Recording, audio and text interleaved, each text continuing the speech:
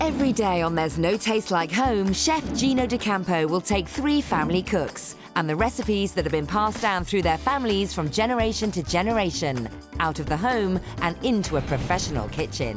Let the battle commence. Together, they'll serve up their treasured dishes to paying customers, and the winning dish, judged by Gino, will be added to the restaurant's menu for a month.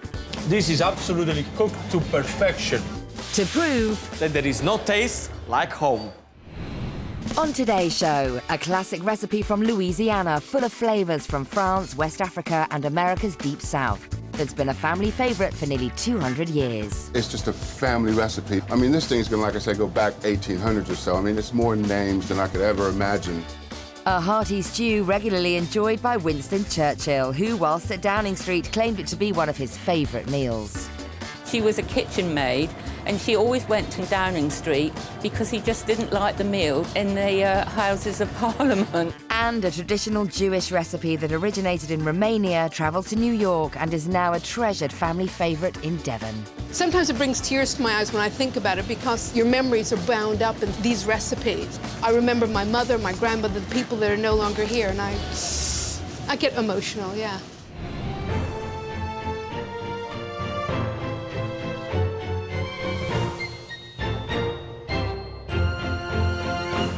Welcome to There's No Taste Like Home. I'm Gino D'Acampo, and today I'm in the heart of the West Country, in Plymouth.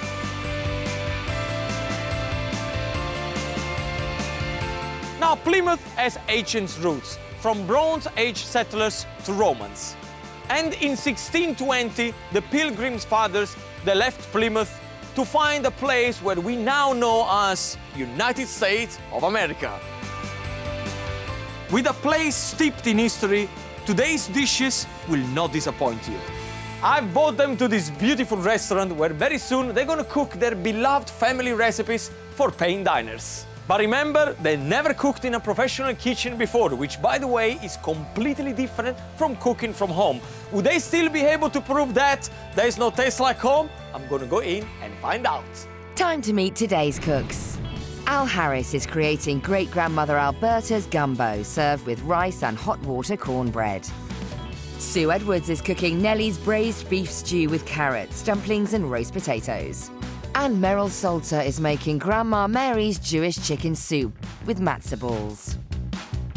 Okay, guys, welcome to a professional kitchen. How do you feel? Good, good. Yeah, are you excited? Yes, Ready. yes. Come on, this recipe has been in your families for generations. Now is the time to show them off to normal customers. All right? So everybody in their position, let's get cooking. Let's go. Come on, come on. Let's find out how our first cook makes his dish at home. American-born Al Harris is a 44-year-old married father who moved to the UK to live in Swindon with his wife. Today, he's cooking his great-grandmother Alberta's gumbo, created in Louisiana in the early 1800s. And here's how I make my great-grandmother Alberta's gumbo. All right, guys, here we go. Today we're gonna do a bit of something from home. We're gonna go all the way back to Louisiana for you today, bring a bit of this Southern soul food cooking. We're gonna start off with the chicken. And then we're gonna season these guys up a little bit. That there's a chipotle powder, which is actually a dried and smoked jalapeno pepper. We're gonna go to another multi-purpose rub. It's called hen and hog dust. This rub here is gonna have our onions, our peppers, a bit of garlic in it. Once that's all nice and in the meat, we can then get that into the smoker. There's the sausage. We're gonna let both of these smoke for about an hour and a half, maybe 2 hours. That way we can get that deepness into it. We want that woodsy back home kind of flavor to it. It's gonna give a lot more bottom to it to level out the heat. Now, need to get these vegetables all prepped up. The Holy Trinity is gonna be your onion, your bell pepper, and your celery. You will not find a dish authentic down south without the Holy Trinity in it. We won't need a lot of garlic in this one here. We want everybody to hug and still be friends when we finish dinner tonight. This is a family affair, all right. You know what, we'll add the garlic to the side there. This is gonna be the absolute most important part of this entire dish. If you screw up the roux, the whole dish is ruined, right? The roux, basically, you're gonna want this to turn into a chocolatey brown sort of color. If it burns, it's got to go out. Bit of oil in the old cast iron pan. Start off with a bit of flour in that. You see this starts out almost pure white. And as we go along, it'll just get darker and darker in the mix. Again, we're gonna have about 20 minutes of constant moving and stirring on this. You gotta be sure you don't do this too fast. I'll tell you what, with gumbo, it's not something you really learn. You know, it's bred into you. It's just good, it's just home. If you can't make good gumbo, you missed a step somewhere. You really missed a step, and that's not right. That's right about ready for the next step there. Now, while it's still hot, we get the vegetables in it.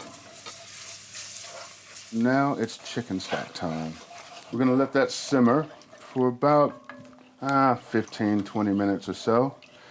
While that's happening, we'll go and get the chicken, the sausage off the smoker. There we go. Perfect, absolutely perfect. Let's get this in. We got the chicken from the smoker and the sausage. We're gonna go ahead and strip it off from the bone. We've got the chicken done now. We're gonna go ahead and cut the sausage. What we've done is we've used a kielbasa sausage. Add it to the chicken, everything in the pot. That's it, it's all in. Let that simmer for about a half an hour. Now we're gonna make cornbread. Not ordinary, but hot water cornbread. It's got a lot of history behind it also. The cornmeal that was made from was actually the offshoots and the throwaway when they used to ground corn. So it was then taken, added with hot water, bit of flour, bit of salt, made into a patty, and fried. Again, only takes a couple of minutes to make it. Job done. And now it's time to serve up. So that's Al's recipe for great-grandmother Alberta's gumbo, served with rice and cornbread. Now let's discover the family history behind this American classic. So Al, tell me the story of this beautiful recipe. Where did it all start, my friend? It's gumbo. It's Southern, it's deep South, Louisiana. This is my whole family heritage. That's why this thing is so important to me. I mean, these things are passed down to me from my great-grandmother, Alberta, to my grandmother, Ruby, my mom, Ruth, down to me. I'm passing it to my children. It's just a family recipe, but I mean, this thing's gonna, like I said, go back 1800s or so. I mean, it's more names than I could ever imagine. But this is good old home cooking. This is food that sustained people over the years, you know, through long days. It's love, you know, and we cook with love. That's the base of this dish. So tell me about your great-grandmother. What kind of memory have you got about her? Oh, great-grandma Alberta, we couldn't do any wrong as kids. We couldn't do any wrong. She ran a tight ship, man. She ran a really tight ship. So much love in the house from her. You know, she grew up in times when things were really, really tough, really, really difficult. So because the families lived so close together, we shared. You know, and it's something that she's taught me, and she's always said, food is love. If you've got food, you've got love, and that's it. You share with anyone around you who needs, anyone who wants, and this is how they got along back then. You know, things were really, really, really difficult. But I remember her always being giving, and she used to always say, if anybody ever needs anything, make sure they don't need it. What about your mother? Tell me a little bit about the memory when you were a little boy. What kind of character she is? My mama, whew. She's a big inspiration, a very, very big inspiration. Remember, she's raising 4 boys.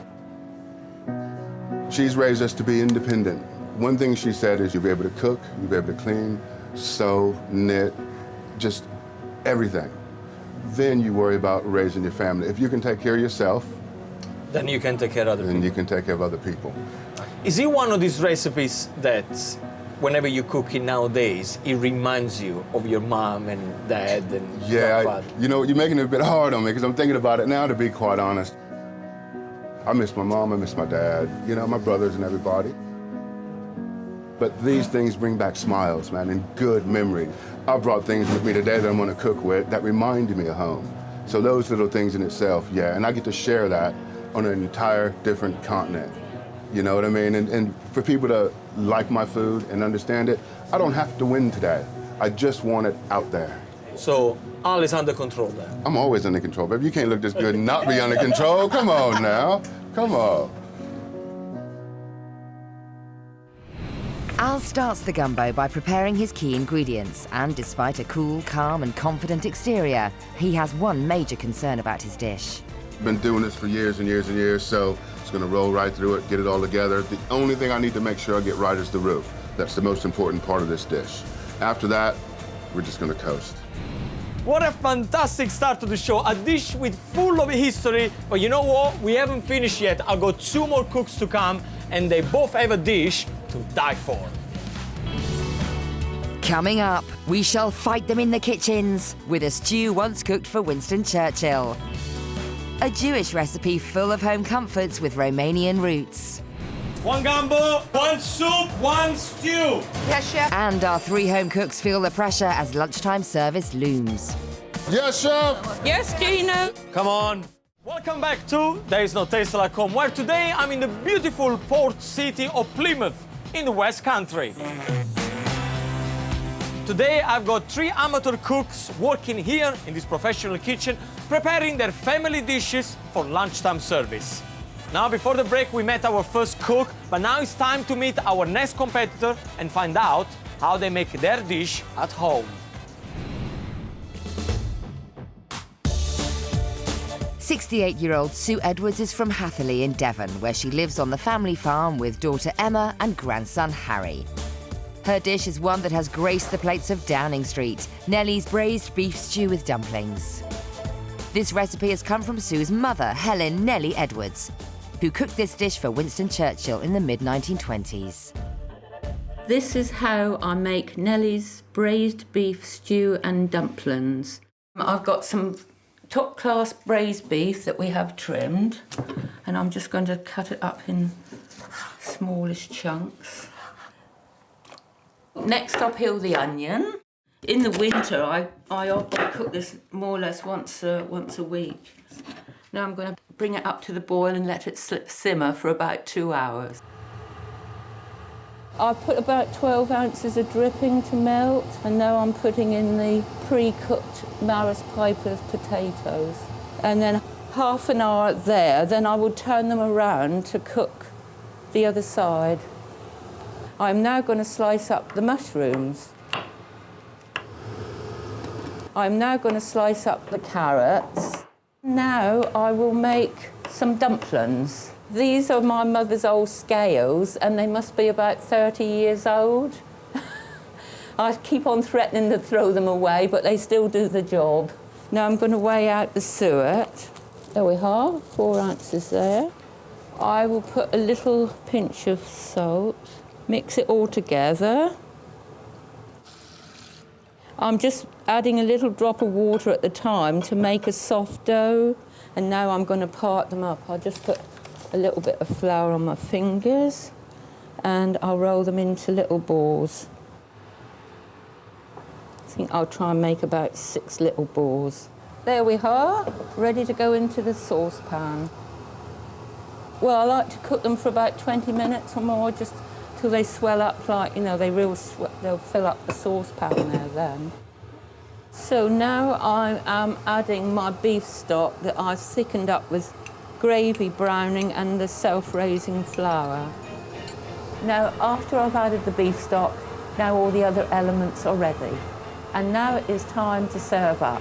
So that's Sue with Nellie's beef stew with carrots, dumplings and roast potatoes. Now let's find out about this dish's famous history. So, Sue, tell me what I should know about your beautiful dish. My mother started off with cooking for Winston Churchill for 3 years.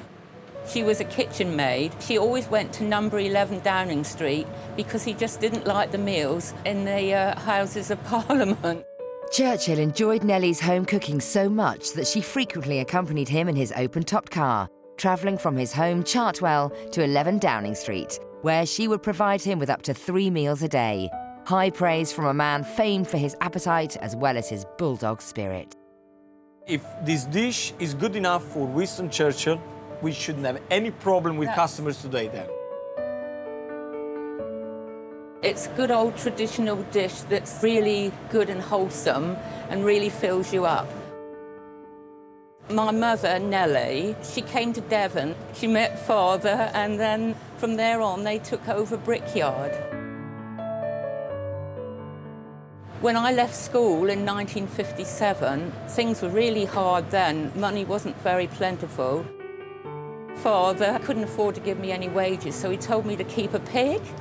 I started off with a sow, and I got up to about 30 sows, and then I opened up my shop in 1977, and then gradually expanded from there, making pork sausages and winning prizes all over the country with them. When people come into my farm shop and they ask me how to cook some of the meat and the dishes, I just say to them, well, you see, my mother cooked for Winston Churchill. And they say, oh, gosh, that's really interesting.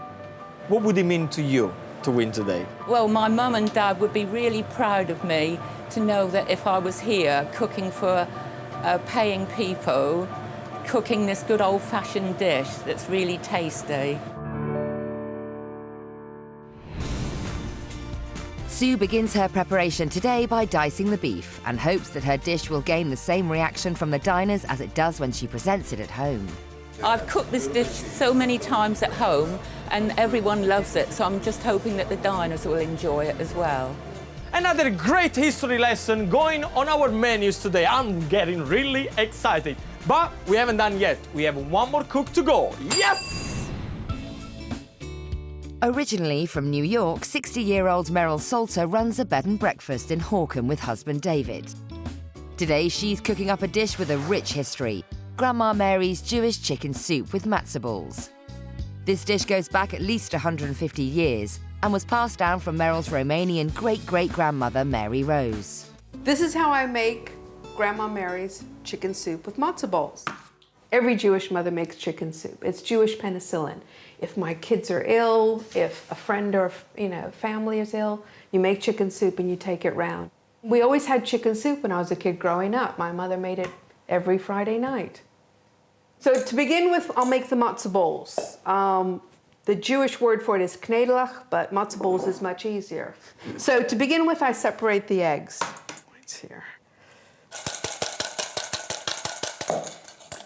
So it's a good exercise for the arms, isn't it? Get rid of the bat wings. Now I'm going to beat the egg whites. So I'm now going to fold this into the egg yolks. And now I'm going to add the matzo meal. Matzo meal is basically like breadcrumbs, but made from matzo, which is a cracker made from flour and water. I'm going to use about 3/4 of a cup, say about 140 grams.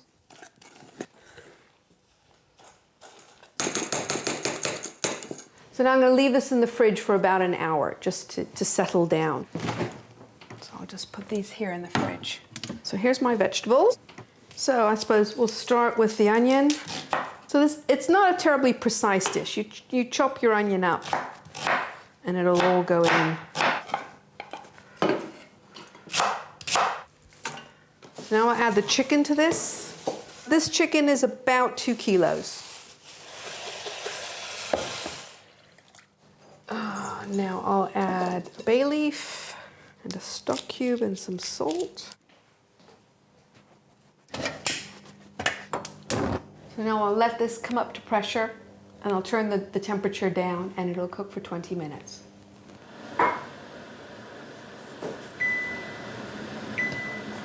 So I'll take the chicken out.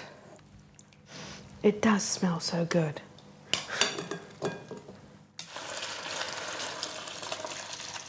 So now I've got my mixture that's been sitting in the fridge and I'll now form the matzo balls, about the size of walnuts. So I'm now going to let this come up to the boil, put the matzo balls in, and then simmer it for 20 minutes so they cook. And now I'm going to cover this and leave it to simmer. So the next thing I'd like to do is I get my bowls warmed up. I put a little bit of chicken and a few of the vegetables that the chicken was cooked with. And now it's ready for the chicken soup to be added to it with the matzo balls. And now it's ready to serve. So that's Meryl's Grandma Mary's Jewish chicken soup with matzo balls. Now let's find out all about this traditional feel-good recipe. Meryl, tell me about your dish. Tell me, where did you all start? Tell me the way you felt when you tried it the first time. I want to know everything. Okay. The dish goes back generations in my family. We'll go back in my family in Romania. In the mid-1800s, my grandmother Rose would have made it. And she then taught my grandmother Mary. Now, when my grandmother became pregnant, so it would have been early 1900s, she said to my grandfather, she said, I'm not having a baby in this country. There's just too much hatred here. So they got steerage and they sailed, on a boat to Ellis Island, got off in New York and made a life there. And my mother was born in the Bronx. Oh, wow. And so she learned the recipe from her mother. When I was growing up, we lived on the 3rd floor of a block of flats in New York City, and my grandmother lived on the 5th floor. So when I came home from school each day, I would go upstairs to my grandmother, and she would look after me until my mother came home from work. And my grandmother would cook, and she'd watch Liberace on TV, and we'd do that together. So when did you actually learn how to make the chicken soup? Oh, when I was little. I think I was about 12 or so. I would help my mother. We cooked a lot, so I would learn how to make the chicken soup with my mother, how to make the matzo balls, all this Jewish comfort food. What would it mean to you and to your family to win today? They would cry, because we're big emotional people. So if my mother was here today, she would just think it was amazing. And yes, the tears would be flowing. And so would my grandmother, they'd both be crying together. And I suppose if I win, I'll cry, because it will be an emotional thing.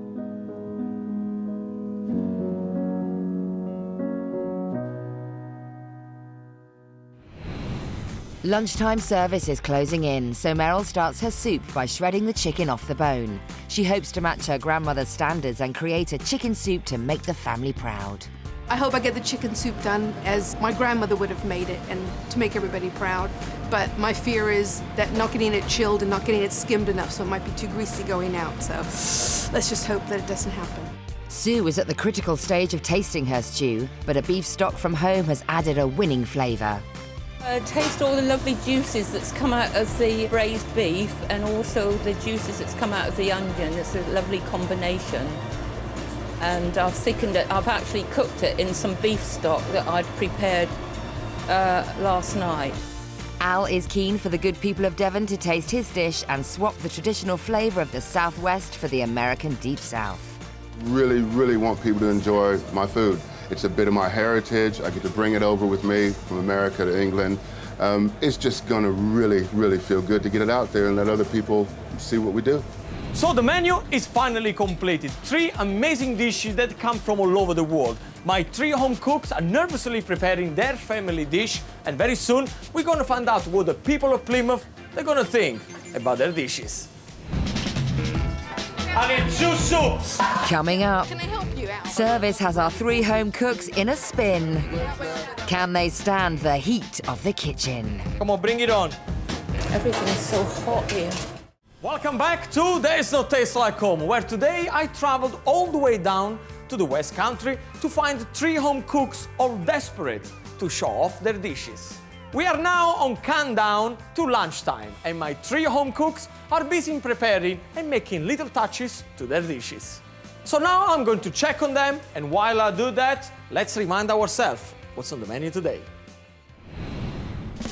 Al Harris is cooking great-grandmother Alberta's gumbo, served with rice and hot water cornbread, a dish that brings the smoky flavours of the American South to the Southwest. This dish here has been passed down for generations. I'm talking 5, 6 that I can actually remember. So we're gonna bring you this meal. It's gonna be thick, it's gonna be hearty, sort of a stew type of feel to it over a big bed of rice. Sue Edwards is creating Nellie's braised beef stew with carrots, dumplings and roast potatoes, a dish once enjoyed by none other than Winston Churchill. My mum cooked for Winston Churchill for about 3 years. She'd cook 3 cooked meals a day for him because he didn't like the Houses of Parliament food. And Meryl Salter is making Grandma Mary's Jewish chicken soup with matzo balls, a traditional feel-good dish enjoyed for centuries. We always had chicken soup when I was a kid growing up. My mother made it every Friday night. So it's memories. It's almost lunchtime, and as the waiting staff put the final touches to the restaurant, diners are ready and waiting to try our home cooks' heritage dishes. So it's back to the kitchen to see how they're coping.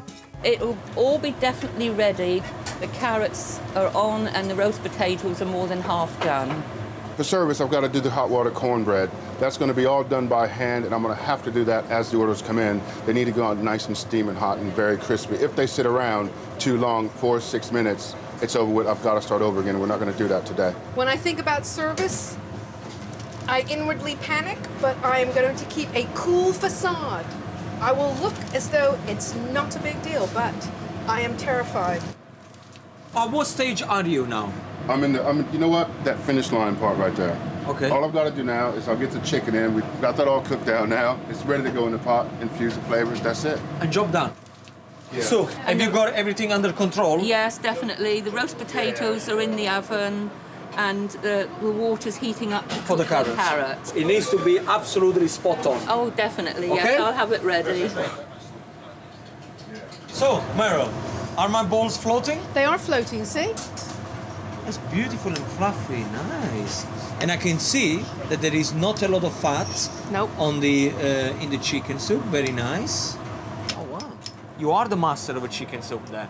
Boy, thank you. The morning's preparation is now over as this restaurant is open for business. The menus for you. The diners of Devon are a discerning crowd who really enjoy eating out, and already they are impressed by the heritage and stories behind today's dishes. The menu sounds really different, doesn't it? I like the description about why each menu's been produced, a bit of the history about it. This is quite nice about the lady being in service as well, so I think it's going to be really difficult to choose. I think it's a fantastic menu. I could eat all three. So I've asked Elizabeth to have one, and I'll have the other one. And I'm going for the gumbo, and Elizabeth's having the stew and dumplings. But it's really impressive. In about half an hour time, we're going to start service, okay? So it's very important in about 10 minutes that you prepare your final dish the way you think you want to present it. I need to taste it. I need to see what it's going to look like before we're going to serve to paying customers, all right? So you go 10 minutes, back to the station, bring me back the dish. Done. All right? Okay. Yeah. Ready? Right. Okay, come on. Menus for you. By the end of lunch service, Gino will award one dish the honour of being on this restaurant's menu for a month. His decision will look at 3 main criteria: cost of ingredients, preparation time in the kitchen, and the reaction of the diners. So whilst the cooks plate up their dishes, Gino heads front of house to meet 2 very special diners. David, how are you? Are you enjoying the lunch so far? Really, yeah. Yeah? Now tell me something. How many times have you eaten the chicken soup? Oh my God, I've been eating it for 38 years. And look at that, you look like you're 25 or something. I know, well. Who do you think makes a better chicken soup, your mother-in-law or your wife? Your mother. I knew it. Yeah. Amanda, how are you? Hello, how are Everything you? okay? Wonderful, thank you. Oh, wonder. Hi guys, are you okay? I'm fine, thank you. Cool. Now, Al is in the kitchen. How do you think he's going to react under pressure? Same as he always does, he doesn't feel pressure. He does no pressure. He doesn't feel pressure. Have you actually ever attempted to cook the dish yourself? Oh, I wouldn't even attempt it. No, I don't cook. You don't cook at all? No, I am So not. Al does all the cooking at home? He does. Wow. What about you guys? Do you cook? He's teaching us how to do it, progressing, getting better at it, kind of passing it on to us. You're gonna have to pick it up because this dish has been for so many years in Al's family that you're just gonna have to carry on with the tradition, right? Of course. Yeah. Guys, enjoy your lunch and I'll see you very soon. All right? Ciao. Back in the kitchen, the 3 dishes are ready for Gino's taste test. First up today is Al Harris with great-grandmother Alberta's gumbo, served with rice and hot water cornbread.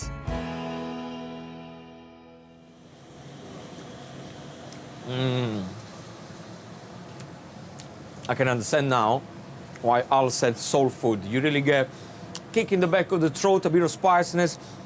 I want to try the sausage.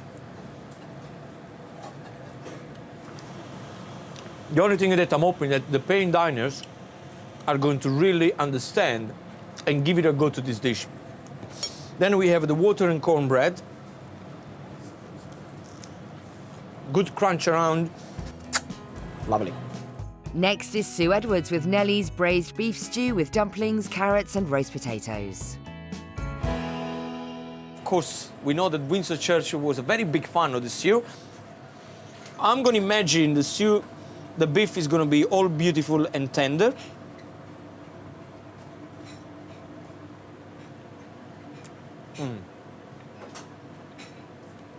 Which is, the dumpling should be quite light.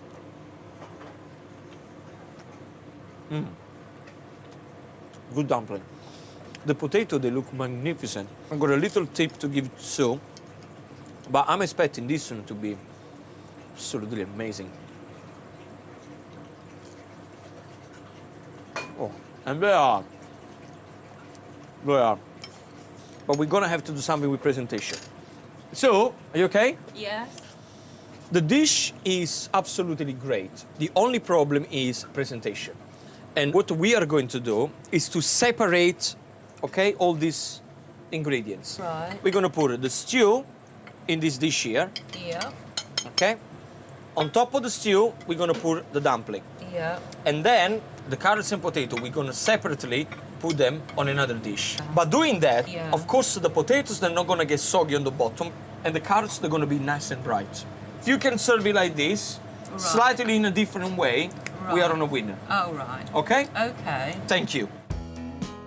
And finally, Gino will taste Meryl's Grandma Mary's Jewish chicken soup with matzo balls. First of all, I'm glad to see that there is chicken in my chicken soup. Because often, whenever I have chicken soup, somehow the chicken disappears. So, I'm gonna guess some of these pieces that probably slightly dry.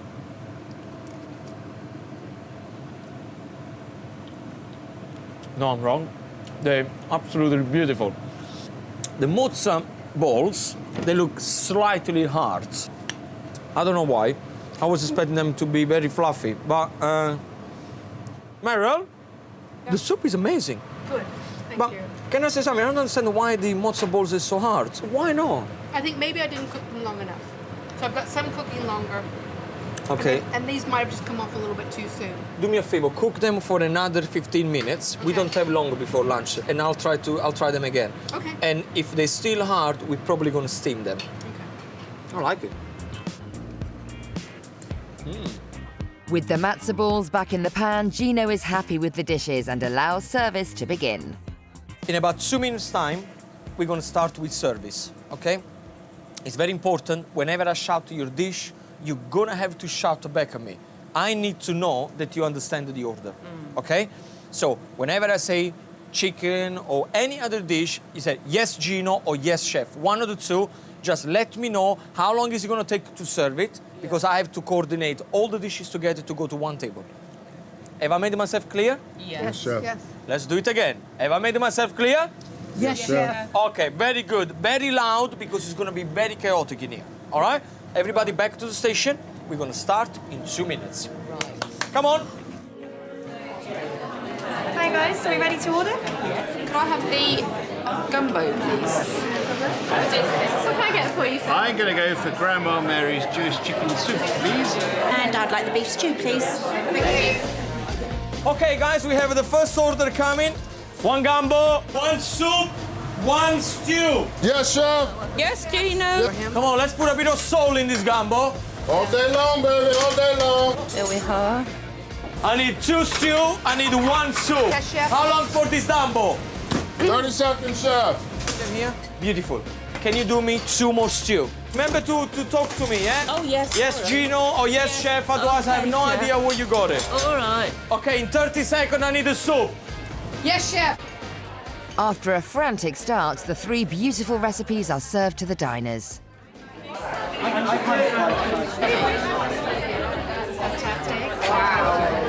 Okay, can I have 1 more gumbo, 1 more stew, 1 more soup? 1 more gumbo, 1 more stew. Yes, chef. Yes, chef. Excuse me. How long is it gonna take? 2 seconds, chef. Very beautiful. I need 2 of those, yeah? Gumbo coming through. Come on, bring it on.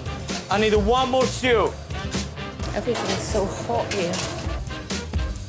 2 stews, 2 gumbo. Right, chef. How long for the stew? Gumbo's up, chef. The pace of service is hectic, and our 3 home cooks have never experienced anything like it.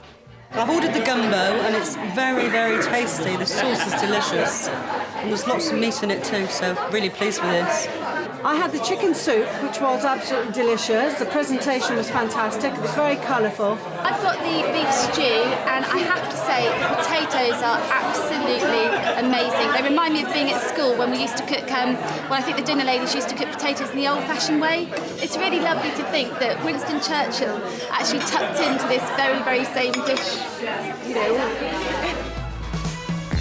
Back in the kitchen, the 3 cooks are frantically putting their dishes together. Can I help you, Al? Bread, sure. Yeah, You go that way, bread's I'll there. go that way. Don't give me too much broth. Al's cool front has melted, and in the heat of the kitchen, he lets his standards slip. That's a messy dish, man. Very messy. Good food is like a beautiful woman. The first impact is the most important one, right? Yes, chef. In all the panic, Meryl hasn't noticed that she's skimping on her portions. Not too much parsley Yes, chef. and more soup, okay? Service is challenging. What about the soup? The soup is coming. This is soup. So how long? Just coming up. With a family link to Churchill, Sue's taking it all in her stride. Try not to burn your dumpling. Could this be her finest hour? Okay, can I have 11 soups? Is everything all right, fine? Perfect. Yeah? Any complaint? Very happy customer. You sure? Very good. So far, so good. The diners seem pleased with the home cook's performance. Okay, we are in the middle of the service, but not the end yet. Very soon I'm gonna have to make a decision of which of their dishes they're gonna be on this restaurant menu for 1 month. So wish me luck, and let's get on with it. 1 more soup, 1 stew. Yes, Coming up. And the winner of today's Days Will Taste Like Home is...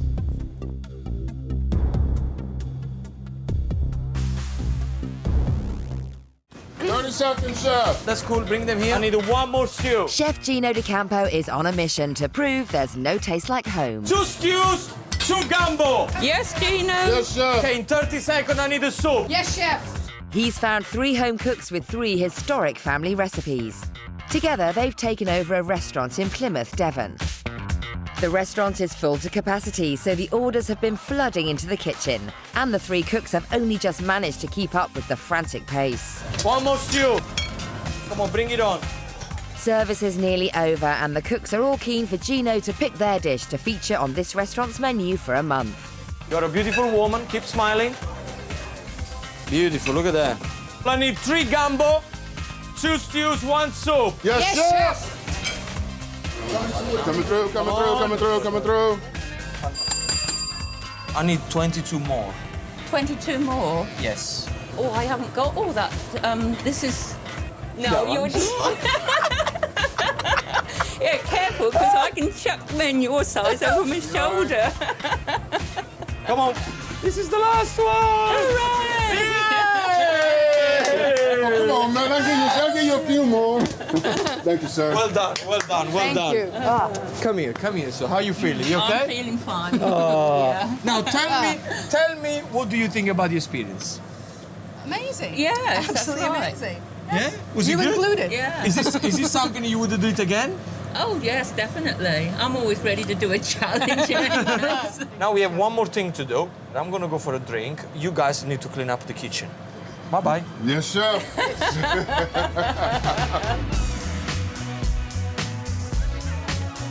Service is now over, and our cooks have done all they can to secure their dish a place on the restaurant's menu for a month. It's now up to the diners and the restaurant's manager and head chef to help Gino make his difficult decision.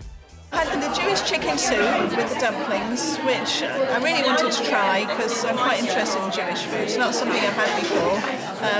And yeah, it was a lovely light meal. It was a nice lunchtime meal, just didn't fill you up too much and had a lot of taste.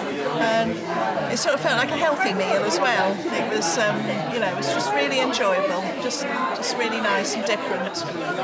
I had the gumbo, and I think all the table really liked the presentation. It was quite fresh and zingy. There was enough on it to look like it was quite substantial. So, We all tried the gumbo. I gave it to everybody. Most people liked it. I'd always wanted to try gumbo, so I was naturally very drawn to it in the beginning, and I thought probably I'd made the best choice. I had the Nellie's braised beef stew and dumplings, and it was fantastic. There was lots of meat in it, lots of onions, mushrooms. Dumplings were beautiful.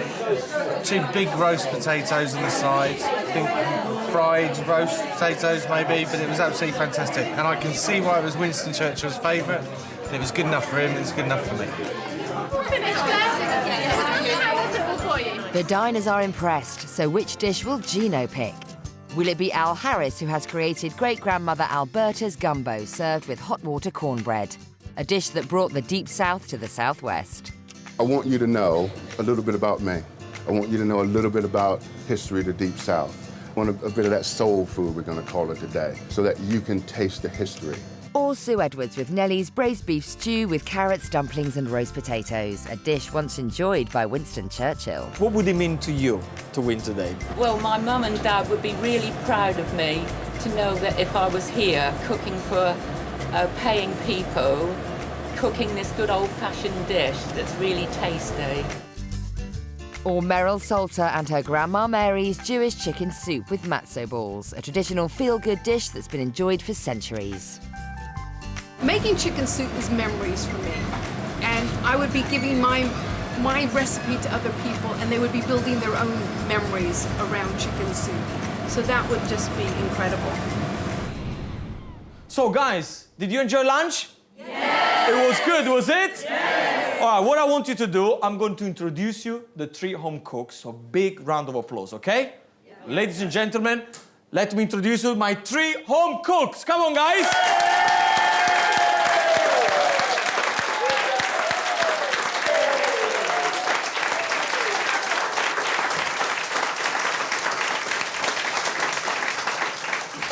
So, guys, how do you feel? Exhausted. Exhausted.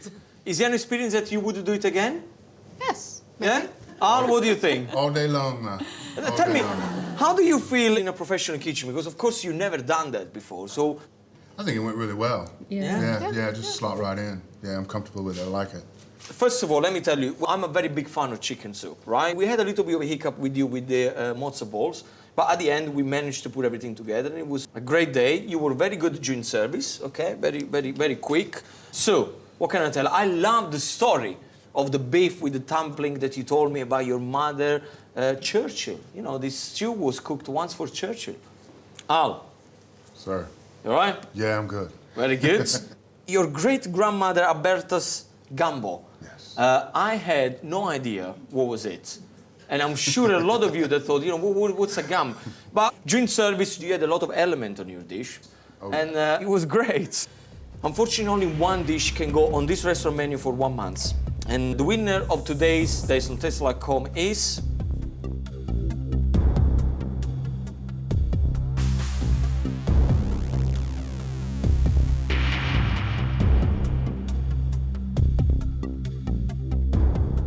Al is all yours, my friend. With a gum.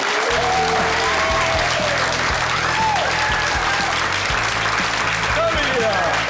Come here. Thank you. Well done, my friend. Well done. Well done.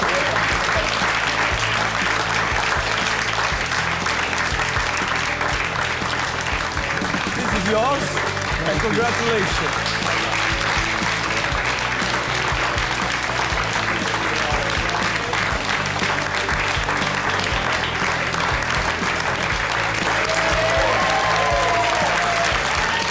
I'm good. I feel really good. I'm really happy. I'm ecstatic. Yeah, I'm good. It's good to be able to pass on some things from my heritage and background. And are you going to phone your mom and dad now? I'm going to call them up in about 15 good minutes. Yeah? Yeah. I think the first thing your mom is going to say. She's just going to cry. Boy, you lying. Boy, you lying to me.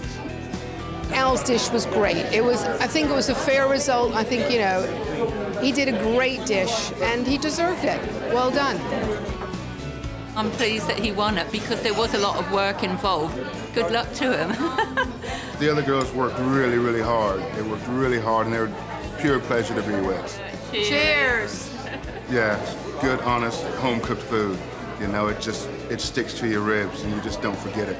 Guys, that's it for today. I hope you enjoyed, and of course, congratulations to Al and his beautiful gumbo dish, which I thought it was absolutely excellent. I loved all the flavor, the spiciness, but don't forget to join me next time as I continue my journey across the UK to find more home cooks, all eager to prove that does not taste like home. Glad I got it out there. I'm really proud today. Good job, Dad.